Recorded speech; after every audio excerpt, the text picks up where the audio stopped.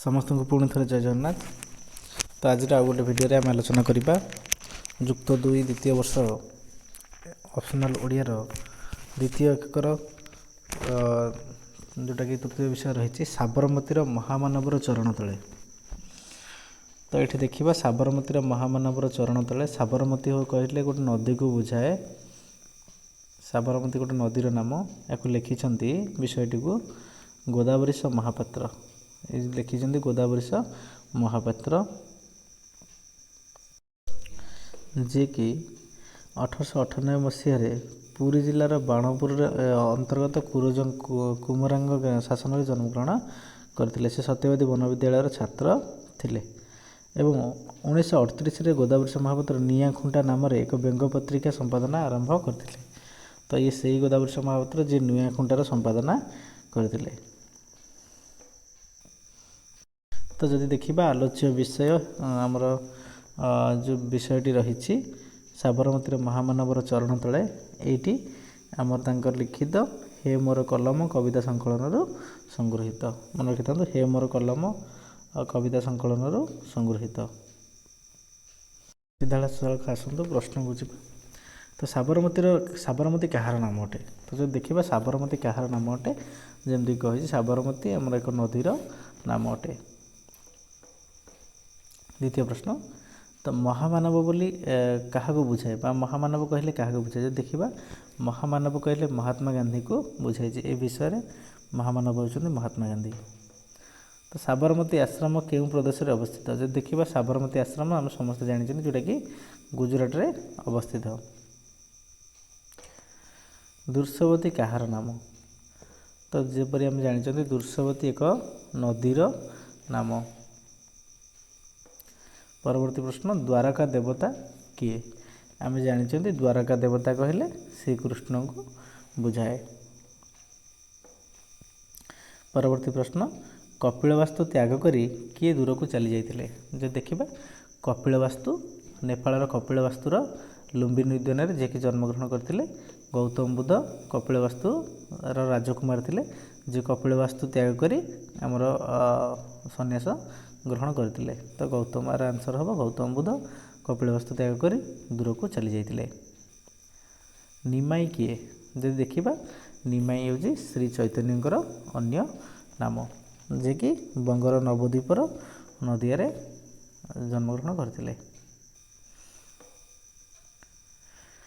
सबुरी मरमे कहारी जीवनबत्ती जलुची। देखा जदि सबुरी मरमे कहार जीवनबत्ती जलुची यार आंसर हम महात्मा गांधी जीवनबत्ती जलुची। परवर्ती प्रश्न गांधीजी प्रभाव में दुर्सवती कौन पलटिगला। तो जब देखा गांधीजी प्रभाव में दुर्सवती नदीटी साबरमती पलटि गला। दुर्सवती साबरमती पलटि गला। परवर्ती प्रश्न कोटी गरीबर अश्रु को गांधी कौन कले। तो कोटी गरीबर अश्रु को गांधीजी कंठमाला कले। तो कोटी गरीबर अश्रु को गांधीजी कंठमाला करिसेंती। तो ये देखा कोटी गरीबर अश्रु को करिल कंठमाला। तो ये कहुई कोटी गरीबर अश्रु को करिल कंठमाला एवं बक्षे बहिल निर्यातनार दहन झाला। तो देखा ये कोटी गरीबर अश्रु को गांधीजी कंठमाला करिसेंती। तार आंसर है कंठमाला। तो परवर्ती प्रश्न को जीवा निर्यातनार दहन जाला को गांधीजी क्योंटी धारण कले। जेबरकि आलोचना करते। तो निर्यातनार दहन जाला को गांधीजी बक्षरे बहन करते। तो गांधीजी बक्षरे बहन करते। परवर्ती प्रश्न कहार आसन को महामानव कुसुममय कर देइथिले। देखा कहार आसन को महामानव कुसुममय कर देइथिले। तो ये देखो निष्पेषितर आसन कर कुसुममय अर्थ निष्पेषितर आसन को से कुसुममय कर देइथिले। तो ये प्रश्नटीर उत्तर हो निष्पेषितर अर्थ निष्पेषितर आसन को गांधीजी कुसुममय कर देइथिले। परवर्ती प्रश्न दीनबंधु बोली क्या कहुई। दीनबंधु बोली क्या कहुई। तो जदि आम देखा दीनबंधु बोली ଏଠି କୁହାଯାଇଛି ପଦ୍ୟରେ ଦୀନବନ୍ଧୁ ଚରଖା ଚକ୍ର ଧରି ଏ ଦେଶେ, ଅର୍ଥ ଦୀନବନ୍ଧୁ ବୋଲି ଏଠି ଆମର ଗାନ୍ଧିଜୀଙ୍କି କୁହାଯାଇଛି, ଅର୍ଥ ମହାତ୍ମା ଗାନ୍ଧୀଙ୍କୁ କୁହାଯାଇଛି ଦୀନବନ୍ଧୁ ବୋଲି।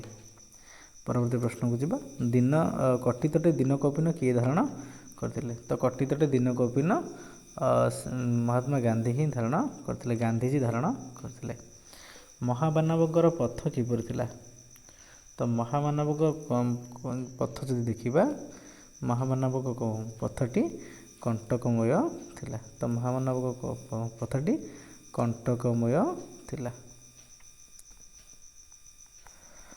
ତ ଦେଖିବା ପରବର୍ତ୍ତୀ ପ୍ରଶ୍ନ ଯେଉଁଟାକି ରହିଛି, ଏକୋଟି ବାକ୍ୟର ଉତ୍ତର ଦିଅ। ତ ମହାମାନବର ଚରଣ ସ୍ପର୍ଶରେ ହିମାଳୟର ଅବସ୍ଥା କ'ଣ ହେଲା? ତ ଯଦି ଦେଖିବା ମହାମାନବଙ୍କ ଚରଣ ସ୍ପର୍ଶରେ ହିମାଳୟର ଅବସ୍ଥା କ'ଣ ହେଲା, ଆସନ୍ତୁ ଦେଖିବା। ତ ଦେଖନ୍ତୁ ଏଠି କହିଛି ଗଳେ ହିମାଳୟ, ଅର୍ଥ ହିମାଳୟର ବରଫ ତରଳି ଯାଏ। ତ ମହାମାନବଙ୍କ ଚରଣ ସ୍ପର୍ଶରେ ତ ହିମାଳୟର ବରଫ ତରଳି ଯାଏ ବୋଲି କୁହାଯାଇଛି। ତ ଯିବା ପରବର୍ତ୍ତୀ ପ୍ରଶ୍ନକୁ। ବିନ୍ଧ୍ୟ କାହିଁକି ଉଲ୍ଲସିତ ହୋଇ ଉଠେ? ତ ଯଦି ଦେଖିବା ତାରି ପାଖରେ ଏହାର ଆନ୍ସର ରହିଛି। ତ ବିନ୍ଧ୍ୟ କାହିଁକି ଉଲ୍ଲସିତ ହୋଇ ଉଠିଛି? ଯଦି ଦେଖିବା ବିନ୍ଧ୍ୟ ପର୍ବତଟି ଉଲ୍ଲସିତ ହୋଇ ଉଠିଛି କାହିଁକି ନା ମହାତ୍ମା ଗାନ୍ଧୀଙ୍କର ଚରଣ ସ୍ପର୍ଶରେ ବିନ୍ଧ୍ୟ ପର୍ବତ ମଧ୍ୟ ଉଲ୍ଲସିତ ହୋଇ ଉଠିଛି। ତ ବିନ୍ଧ୍ୟ କାହିଁକି ଉଲ୍ଲସିତ ହୋଇ ଉଠିଥିଲା? ତ ବିନ୍ଧ୍ୟ ପର୍ବତ ମହାତ୍ମା ଗାନ୍ଧୀଙ୍କର ଚରଣ ସ୍ପର୍ଶରେ ବା ମହାମାନବଙ୍କ ଚରଣ ସ୍ପର୍ଶରେ ଉଲ୍ଲସିତ ହୋଇ ଉଠିଥିଲା। ସାଗର ଉଛୁଳିବାର କାରଣ କ'ଣ? ପରବର୍ତ୍ତୀ ପ୍ରଶ୍ନ ଦେଖିବା। ସାଗର ଉଛୁଳିବାର କାରଣ କ'ଣ? ନା ସାଗର ଉଛୁଳିବାର କାରଣ ହେଉଛି ମହାମାନବଙ୍କ ଚରଣ ସ୍ପର୍ଶରେ ସାଗର ଉଛୁଳି ପଡ଼ୁଥିଲା, ଅର୍ଥ ମହାମାନବଙ୍କ ଚରଣ ସ୍ପର୍ଶରେ ତିନୋଟି ଯାକ କାର୍ଯ୍ୟ ହେଉଥିଲା, ଅର୍ଥ ହିମାଳୟର ବରଫ ତରଳି ଯାଉଥିଲା, ବିନ୍ଧ୍ୟ ପର୍ବତ ଉଲ୍ଲସିତ ହୋଇ ଉଠୁଥିଲା ଏବଂ ସାଗର ନିଜର କୂଳ ଲଙ୍ଘୁଥିଲା ବା ଉଛୁଳି ପଡ଼ୁଥିଲା। ପରବର୍ତ୍ତୀ ପ୍ରଶ୍ନକୁ ଯିବା। କ'ଣ ଭେଦ କରି ତରୁଣ ତପନ ହସି ଉଠେ? ଯଦି ଦେଖିବା ବିଷୟକୁ,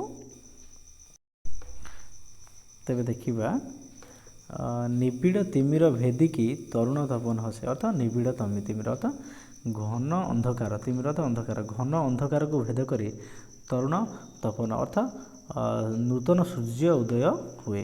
ତରୁଣ ତପନର ଅର୍ଥ ନୂତନ ସୂର୍ଯ୍ୟ ବା ନୂଆ ଆଶା ଓ ଉନ୍ମାଦନା ସୃଷ୍ଟି ହେଉଥାଏ। ଏହାର ଆନ୍ସର ହେଲା ନିବିଡ଼ ତିମିର ଭେଦିକା, ଅର୍ଥ ଘୋର ଅନ୍ଧକାରକୁ ଭେଦ କରି ତରୁଣ ତପନ ହସି ଉଠେ। ପରବର୍ତ୍ତୀ ପ୍ରଶ୍ନକୁ ଯିବା। ମାନବ ମୁକ୍ତି ପଥରେ କେଉଁଠି ଅନେକ ହୁମାନଳ ଜଳି ଉଠିଥିଲା? ତ ମାନବର ମୁକ୍ତି ପଥରେ କେଉଁଠି ଅନେକ ହୁମାନଳ ଜଳି ଉଠିଥିଲା? ତ ଦେଖନ୍ତୁ, ଏଇ ଶୈତାନ ଦୃଶ୍ୟବତୀର ଶାନ୍ତ ତଟେ କେତେ ହୁମାନଳ ଜଳିଲା ମାନବ ମୁକ୍ତିପଥ, ଅର୍ଥ ସେହି ଦୃଶ୍ୟବତୀର ଶାନ୍ତ ତଟରେ ଅନେକ କେତେ ହୁମାନଳ ଜଳି ଉଠିଥିଲା। ମାନବର ମୁକ୍ତି ପାଇଁ ଅନେକ ହୁମାନଳ ଜଳି ଉଠିଥିଲା। ତ ଏହାର ଆନ୍ସର ହେଲା ମାନବ ମୁକ୍ତି ପଥରେ ଆମର କେଉଁଠି ନା ଦୃଶ୍ୟବତୀର ଶାନ୍ତ ତଟରେ ଅନେକ ହୁମାନଳ ଜଳି ଉଠିଥିଲା। ପରବର୍ତ୍ତୀ ପ୍ରଶ୍ନକୁ ଯିବା। ଦୃଶ୍ୟବତୀର ଶାନ୍ତ ତଟରେ କ'ଣ ହୋଇଥିଲା? ତ ଦୃଶ୍ୟବତୀର ଶାନ୍ତ ତଟରେ ପୂର୍ବ ପ୍ରଶ୍ନରେ ଯାହା ଥିଲା ଆନ୍ସର ସେୟା ହିଁ ହେବ। ଦୃଶ୍ୟବତୀର ଶାନ୍ତ ତଟରେ ମାନବର ମୁକ୍ତି ପଥରେ ଅନେକ ହୁମାନଳ ଜଳି ଉଠିଥିଲା, ଅନେକ ହୁମାନଳ ଜଳି ଉଠିଥିଲା। ଯିବା ପରବର୍ତ୍ତୀ ପ୍ରଶ୍ନ। ଦ୍ୱାରକାର ଦେବତା କିଏ? ତ ଏଠି ଦ୍ୱାରକାର ଦେବତା କହିଲେ ସେ ଶ୍ରୀକୃଷ୍ଣଙ୍କୁ ହିଁ ବୁଝାଏ। ତ ଶ୍ରୀକୃଷ୍ଣ ହିଁ ଦ୍ୱାରକା ନଗର ସ୍ଥାପନା କରିଥିଲେ, ତେଣୁ ଶ୍ରୀକୃଷ୍ଣ ଦ୍ୱାରକାର ଦେବତା ଅଟନ୍ତି। ଦ୍ୱାରକା ଦେବତା କହିଲେ ଶ୍ରୀକୃଷ୍ଣଙ୍କୁ ହିଁ ବୁଝାଏ। ଦ୍ୱାରକା ଦେବତା କ'ଣ ପାଇଁ ଥରେ ଜାଗି ଉଠିଥିଲେ? ତ ଯଦି ଦେଖିବା ବିଷୟରେ ଏଥିରେ ବର୍ଣ୍ଣନା ଅଛି। ତ ଏଠି ଲକ୍ଷ୍ୟ କରନ୍ତୁ, ଲାଗିଲା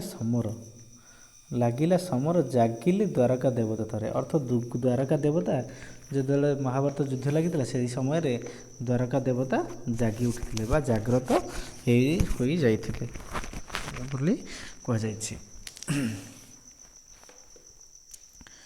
ଯିବା ପରବର୍ତ୍ତୀ ପ୍ରଶ୍ନକୁ। କପିଳବସ୍ତୁ ତେଜୀ ଭିକ୍ଷା ମାଗିବା ପାଇଁ କିଏ ଦୂରକୁ ଚାଲି ଯାଇଥିଲେ? ତ ଯଦି ଦେଖିବା କପିଳବସ୍ତୁ ତେଜୀକି ଭିକ୍ଷା ମାଗିବା ପାଇଁ ଗୌତମ ବୁଦ୍ଧ ଦୂରକୁ ଚାଲି ଯାଇଥିଲେ। ଗୌତମ ବୁଦ୍ଧ ଦୂରକୁ ଚାଲି ଯାଇଥିଲେ। ସେ ରାଜପ୍ରାସାଦ ତ୍ୟାଗ କରି ଭିକ୍ଷା ମାଗି ଗୋଟେ ସନ୍ନ୍ୟାସୀର ଜୀବନ ଯାପନ କରିବା ପାଇଁ ସେ ଦୂରକୁ ଚାଲି ଯାଇଥିଲେ। ଦେଖିବା ପରବର୍ତ୍ତୀ ପ୍ରଶ୍ନ, ନିମାଇ କାହାର ତୀର ଚହଲାଇ ଦେଇଥିଲେ? ତ ଯଦି ଦେଖିବା ନିମାଇ କାହାର ତୀର ଚହଲାଇ ଦେଇଥିଲେ, ତ ଯଦି ଦେଖିବା ବିଷୟ ଅନୁସରଣରେ ଯଦି ଏଠିକୁ ଦେଖିବା ତାହେଲେ ଜଣାପଡ଼ିବ ପୂର୍ବ ସାଗର ତୀର ଚହଲାଇ କେଉଁ ନିମାଇ, ଅର୍ଥ ପୂର୍ବ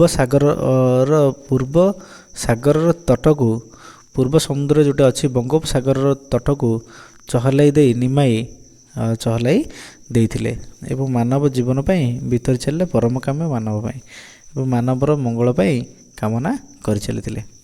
ତ ଏଠି ଦେଖିବା ପୂର୍ବ ସାଗର ତୀର। ପରବର୍ତ୍ତୀ ପ୍ରଶ୍ନ, ଗାନ୍ଧିଜୀଙ୍କ ଦ୍ୱାରା ଦୋର୍ଷବତୀ କ'ଣ ପାଲଟିଗଲା? ସିଧାସଳଖ ଏଇଠିରେ ବର୍ଣ୍ଣନା ଅଛି ଯେ ଗାନ୍ଧିଜୀଙ୍କ ଦ୍ୱାରା ଦୋର୍ଷବତୀଟି ଆମର ସାବରମତୀ ପାଲଟି ଗଲା। ତ ପାଲଟିଗଲା ଦୋର୍ଷବତୀ ସାବରମତୀ, ତ ସାବରମତୀ ଆଶ୍ରମରେ ପରିଣତ ହୋଇଯାଇଥିଲା। ତ ପରବର୍ତ୍ତୀ ପ୍ରଶ୍ନକୁ ଯିବା, ନିଷ୍ପେଷିତର ଆସନକୁ ଗାନ୍ଧିଜୀ କ'ଣ କରିଥିଲେ? ତ ସିଧାସଳଖ ଯଦି ଦେଖିବା ନିଷ୍ପେଷିତର ଆସନକୁ ମହାତ୍ମା ଗାନ୍ଧୀ, ତ ନିଷ୍ପେଷିତର ଆସନକୁ କୁସୁମମୟ କରିଦେଇଥିଲେ, ଅର୍ଥ ପୁଷ୍ପମୟ କରିଦେଇଥିଲେ।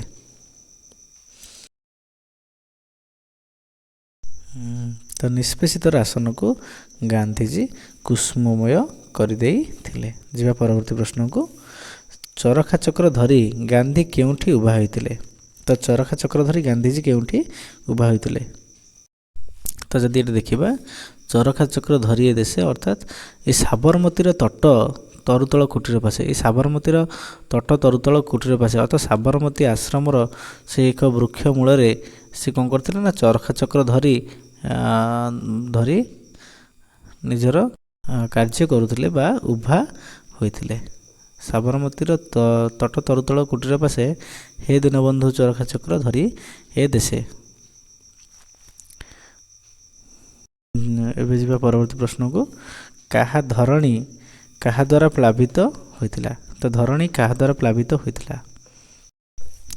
ତ ଏଠି ଯଦି ଦେଖିବା ପ୍ଲାବିଲା ତୁମରି ସତ୍ୟ ବଚନ ଧରଣୀ ଯାକ, ଅର୍ଥ ଗାନ୍ଧିଜୀଙ୍କ ସତ୍ୟ ବଚନରେ ସେ ମହାମାନବଙ୍କ ସତ୍ୟ ବଚନରେ ବା ସତ୍ୟ କଥାରେ ଏ ସମ୍ପୂର୍ଣ୍ଣ ଧରଣୀ ଅର୍ଥ ପ୍ଲାବିତ ହୋଇଯାଇଥିଲା। ଅର୍ଥ ଗାନ୍ଧିଜୀଙ୍କର ସତ୍ୟ ବଚନ ପୃଥିବୀ ସାରା ପ୍ଲାବିତ ହୋଇଯାଇଥିଲା। ଯଦି ଦେଖିବା ପ୍ରଶ୍ନକୁ ଧରଣୀ କାହା ଦ୍ୱାରା ପ୍ଲାବିତ ହୋଇଥିଲା, ନା ଧରଣୀ ଗାନ୍ଧିଜୀଙ୍କର ସତ୍ୟ ବଚନ ଦ୍ୱାରା ପ୍ଲାବିତ ହୋଇଥିଲା, ସତ୍ୟ ବଚନ ଦ୍ୱାରା, ମହାମାନବଙ୍କ ସତ୍ୟ ବଚନ ଦ୍ୱାରା। ଯିବା ପରବର୍ତ୍ତୀ ପ୍ରଶ୍ନକୁ, ଆଜି ଏ ଯୁଗର ଅର୍ଘ୍ୟ ପ୍ରଦୀପ କେଉଁଠି ଜଳେ? ତ ଆଜି ଏ ଯୁଗର ଅର୍ଘ୍ୟ ପ୍ରଦୀପ ମହାମାନବର ଚରଣ ତଳେ ଜଳି ଉଠେ, ଅର୍ଥାତ୍ ସାବରମତୀର ମହାମାନବର ଚରଣ ତଳେ ଜଳି ଉଠୁଥିଲା। ଯଦି ଦେଖିବା ଆଜି ଏ ଯୁଗର ଅର୍ଘ୍ୟ ପ୍ରଦୀପ ମରମେ ଜଳେ ସାବରମତୀର ମହାମାନବର ଚରଣ ତଳେ, ତ ସାବରମତୀର ମହାମାନବର ଚରଣ ତଳେ ଆଜି ଏ ଯୁଗର ଅର୍ଘ୍ୟ ପ୍ରଦୀପ ଅର୍ଥ ପୂଜାର୍ଚ୍ଚନାର ଦୀପ ଜଳି ଉଠେ। ତ ଇଏ ଥିଲା ସାବରମତୀର ମହାମାନବର ଚରଣ ତଳର କିଛି ସର୍ଟ କ୍ୱେଶ୍ଚିନ୍ସ। ଆଶା କରେ ଆପଣମାନଙ୍କୁ ଭଲ ଲାଗିବ ଏବଂ ଈଶ୍ୱରଙ୍କ ଆଶୀର୍ବାଦରୁ ଆପଣମାନେ ଭଲରେ ଥାଆନ୍ତୁ। ତେଣୁ ଆପଣଙ୍କ ପରୀକ୍ଷା ମଧ୍ୟ ବହୁତ ଭଲ ହେଉ। ସେ ପର୍ଯ୍ୟନ୍ତ ରହୁଛି, ପୁଣି ଗୋଟେ ନୂଆ ଭିଡ଼ିଓରେ ଆମେ ଡିସ୍କସନ୍ କରିବା। ସେ ପର୍ଯ୍ୟନ୍ତ ରହୁଛି, ସମସ୍ତେ ଭଲରେ ଥାଆନ୍ତୁ। ଜୟ ଜଗନ୍ନାଥ।